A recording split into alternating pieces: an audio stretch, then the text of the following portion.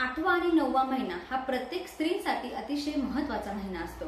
या महिन्यामध्ये ती आपल्या बाळाची आतुरतेने वाट बघत असते। कधी त्या बाळाला पाहिलं असं त्या स्त्रीला झालेलं असतं। 8व्या आणि 9व्या महिन्यामध्ये आपण कोणकोणत्या सेवा करायच्या, कोणते उपाय करायचे जेणेकरून आपली जी डिलिव्हरी होणार आहे तर ती नॉर्मल होऊ शकते आणि आरामदायक डिलिव्हरी होऊ शकते, म्हणजे डिलिव्हरीमध्ये कसल्याही पद्धतीचा त्रास होणार नाही। असे कोणते उपाय आहेत, असं कोणतं यंत्र आहे, याबद्दल मी तुम्हाला सविस्तर माहिती घेऊन आलेली आहे। आय होप मैत्रिणी तुम्हाला माझा छोटा व्हिडिओ नक्कीच आवडेल। व्हिडिओ आवडला तर लाईक करा, शेअर करा आणि प्रज्ञा स्मार्ट गृहिणी हा YouTube चॅनल सबस्क्राइब करा।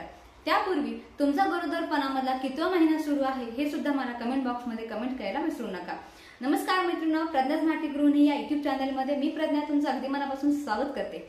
8वा महिना जर एकदा लागला तर आपल्याला आपल्या बाळाची अतिशय आतुरतेने वाट बघण्याची सवय झालेली असते, कारण की आता आपण आपल्या बाळाला छान पद्धतीने फील करू शकतो, त्याची हालचाल आपल्याला जाणवत असते आणि कधी एकदा मी माझ्या बाळाला पाहिलं असं झालेलं असतं। मैत्रिणींनो, 8व्या आणि 9व्या महिन्यामध्ये आपण माहेरामध्ये आलेलो असतो किंवा तुम्ही आराम करण्यासाठी सुट्टी घेतलेली असते। जर तुम्ही जॉबवाल्या वुमन्स असतात तर तुम्ही आता सुट्टी घेतलेली असते। 8व्या आणि 9व्या महिन्यामध्ये तुम्ही आराम करत असतात किंवा प्रत्येक स्त्री आता 8व्या आणि 9व्या महिन्यामध्ये आरामदायक जीवन जगत असते। पण याचबरोबर आपल्याला अनेक सेवा करायच्या असतात आणि उपाय सुद्धा करायचे असतात, जेणेकरून आपली जी होणारी डिलिव्हरी आहे तर ही नॉर्मल पद्धतीने म्हणजे त्रास विरहित डिलिव्हरी होण्यासाठी नक्कीच मदत करू शकते। कोणते आहेत ते उपाय आणि कोणता आहे तो यंत्र जाणून घेण्यासाठी व्हिडिओ शेवटपर्यंत पाहत राहा। मैत्रिणींनो, जेव्हा आपल्याला 8वा महिना लागतो तेव्हा असं म्हणतात की बाळाला सुद्धा स्वप्न पडायला सुरुवात झालेली असते। याचा अर्थ बाळाची आता मेंदूचा विकास पूर्णपणे झालेला असतो।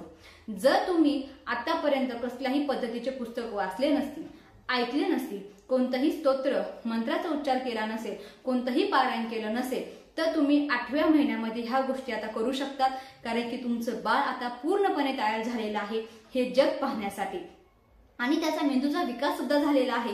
त्यामुळे तुम्ही आता ज्या काही गोष्टी करणार आहेत त्याचा पूर्ण परिणाम तुमच्या बाळावरती होणार आहे। त्यामुळे 8व्या आणि 9व्या महिन्यामध्ये तुम्हाला जेवढं डेव्हलप स्वतःला करता येईल किंवा बाळाला करता येईल तेवढं तुम्हाला करायचं आहे। त्याचबरोबर तुम्हाला आता 8व्या आणि 9व्या महिन्यामध्ये बाळासोबत दररोज संवाद साधायचा आहे। जर तुम्ही बाळासोबत छान पद्धतीचा संवाद साधला तर बाळ तुम्हाला व्यवस्थित छान पद्धतीने रिस्पॉन्स करणार आहे आणि बाळाचं डोकं आता खालच्या दिशेला यायला सुरुवात झालेली असते आणि ती सुद्धा सुरुवात होणार आहे, कारण की असं म्हणतात आईने जर बाळाला संदेश दिला तर बाळ तशा पद्धतीची प्रक्रिया करायला सुरुवात करत आहे।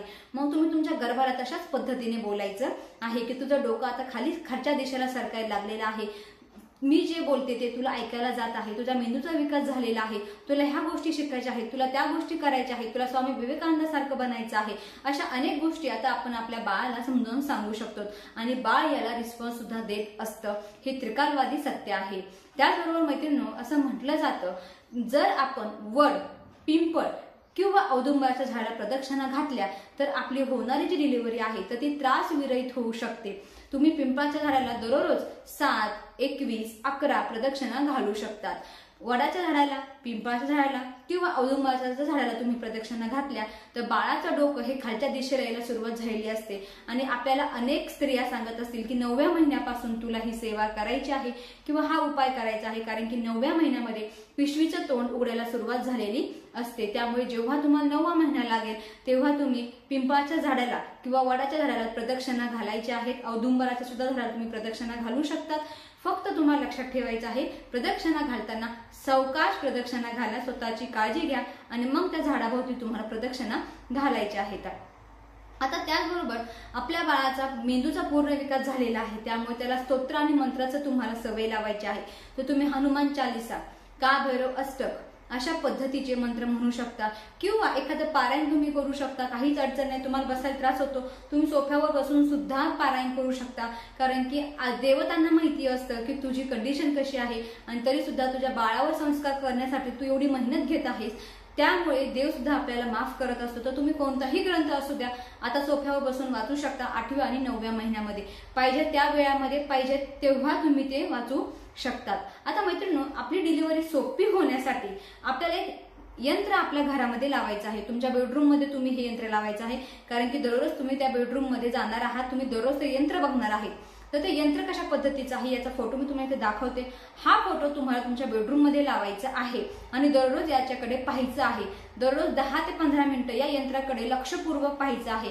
असं म्हटलं जातं या यंत्राकडे जर आपण पाहिलं तर आपली डिलिव्हरी त्रासविरहित होण्यासाठी मदत होऊ शकते। त्यामुळे ह्या यंत्राला लक्षपूर्वक लक्षात ठेवा आणि एखाद्या पेजवरती छान पद्धतीचं याची डायग्राम काढा आणि तुमच्या बेडरूम मध्ये तुम्ही या यंत्राला लावून द्या, जेणेकरून तुमची होणारी जी डिलिव्हरी आहे ती नॉर्मल होईल आणि सीझर जरी सांगायची वेळ आली तरी सुद्धा या यंत्राकडे बघितल्याच्या नंतर नॉर्मल डिलिव्हरी होण्याचे चान्सेस आहेत।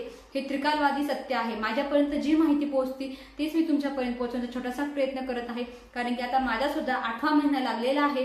आता मला सुद्धा माझ्या बाळाला कधी पाहिल असं जाणवत आहे आणि मी माझ्या बाळासोबत दररोज छान गप्पा मारते। तुम्ही सुद्धा गप्पा मारा, कारण की हे आयुष्य, हे आई पण आता परत मिळत नसतं, कारण की ही फिलिंग आपल्याला फक्त गर्भधारणेमध्येच मिळत असते। त्यामुळे जेवढं होता होईल तेवढं 8व्या आणि 9व्या महिन्यामध्ये आनंदात राहण्याचा प्रयत्न करा।